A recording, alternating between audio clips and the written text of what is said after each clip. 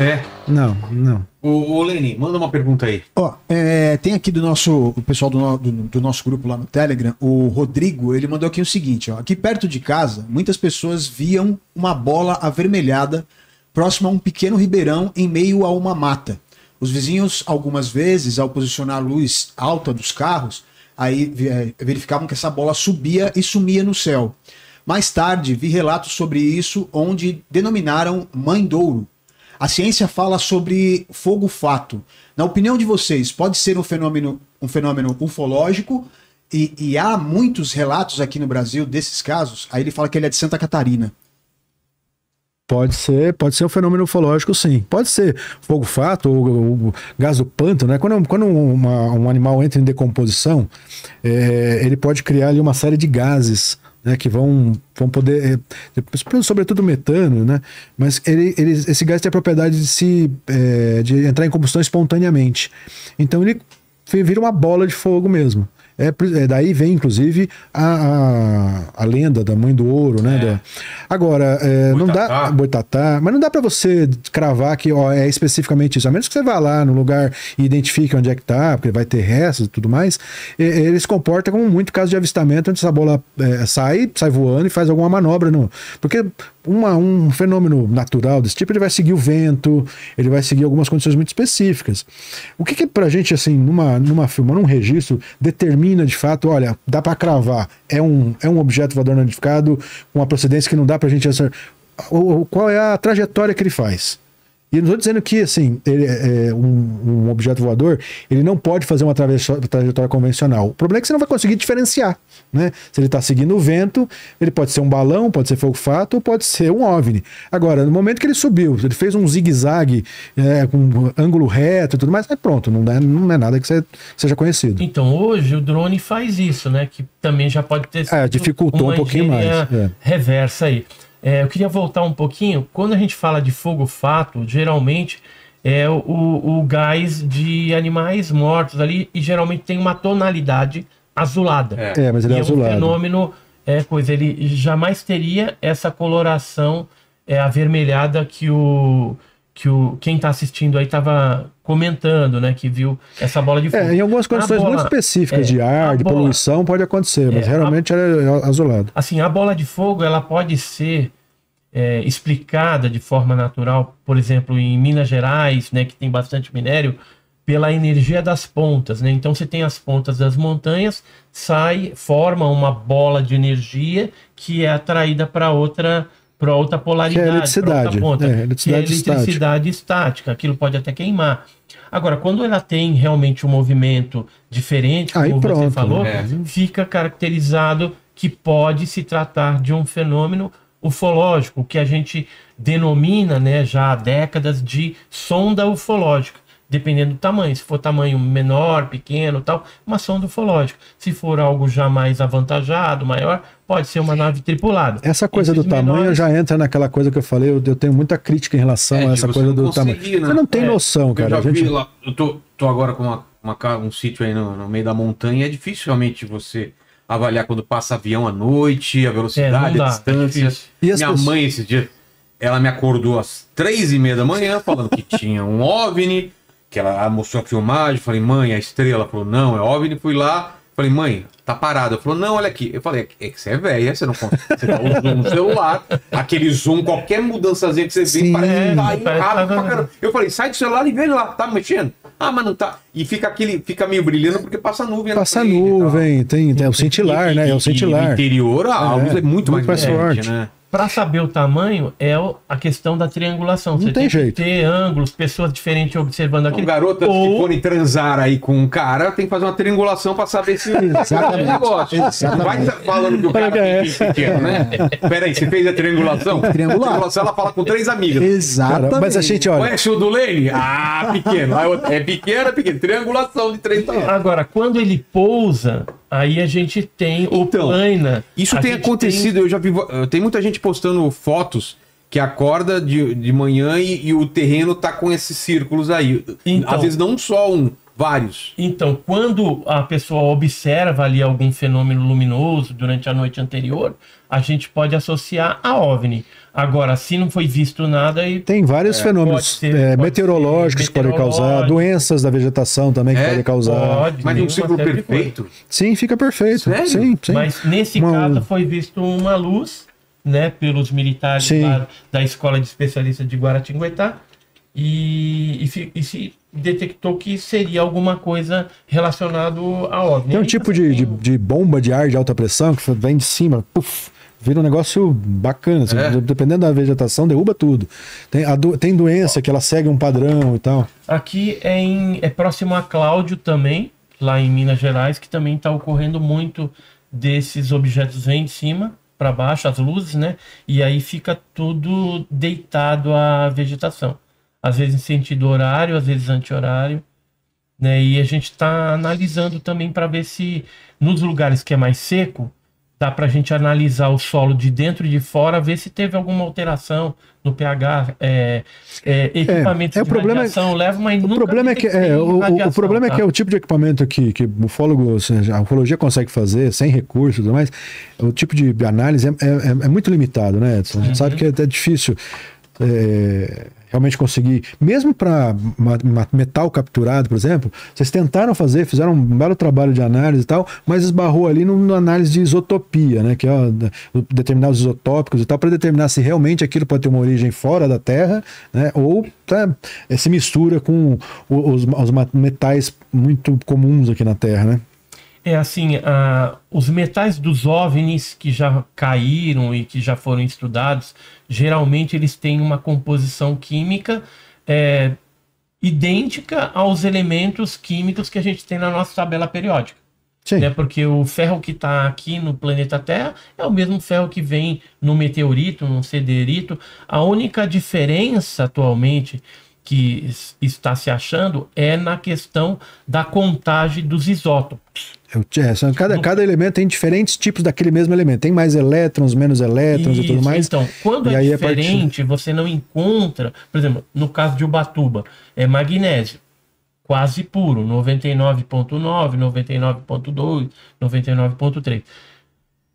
O isótopo do metal do OVNI que explodiu em Ubatuba é 30% diferente de qualquer magnésio, de amostra de magnésio terrestre.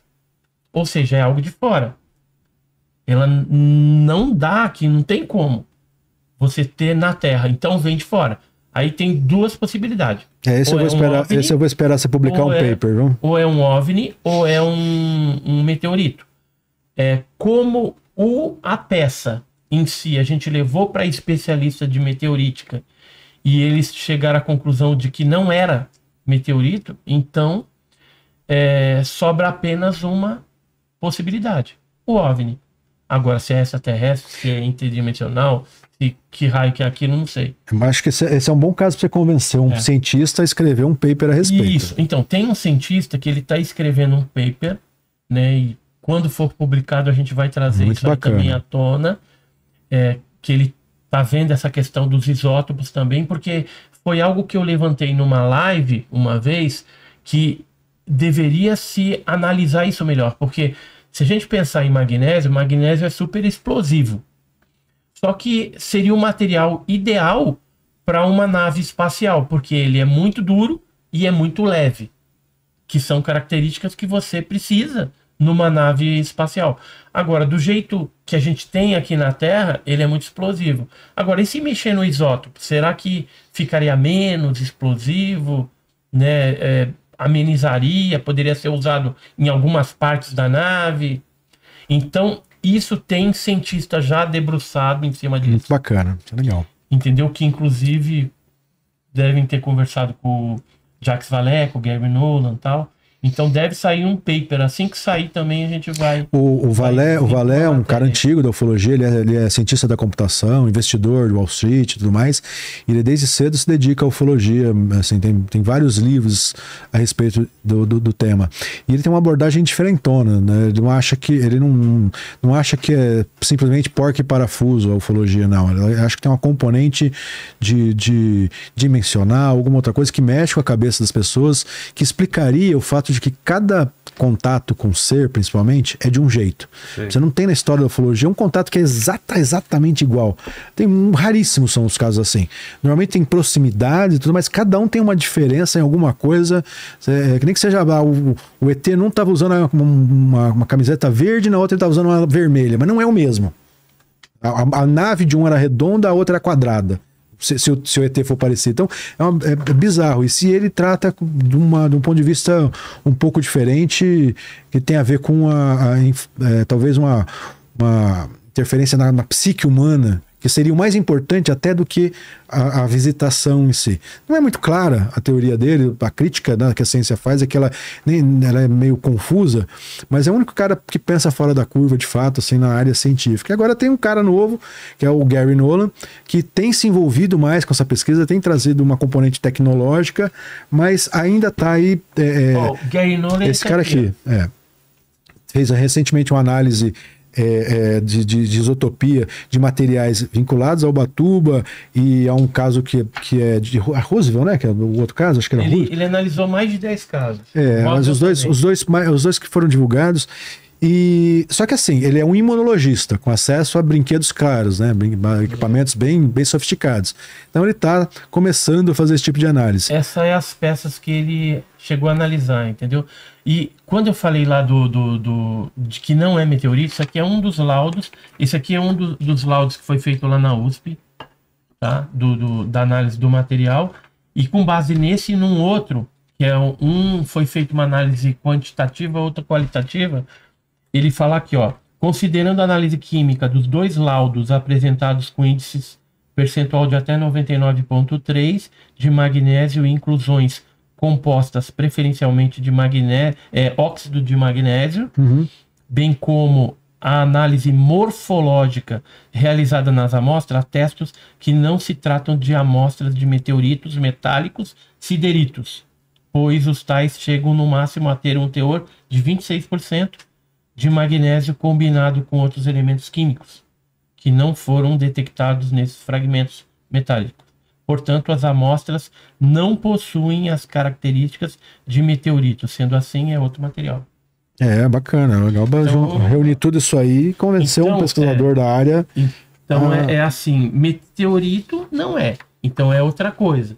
E assim, como há um interesse grande nessa questão de Ubatuba, inclusive laboratórios, por exemplo, a NASA chegou a fazer uma análise desse material. Sabia disso? Não sabia, não. Então tá aqui, ó. Foi uma petição que foi feita pelo Peter Sturrock, que morreu o ano passado. É um cientista também da Universidade de Stanford.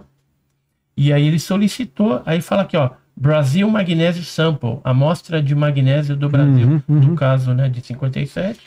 E aí, assinado pelo Richard J. Williams, né, da NASA.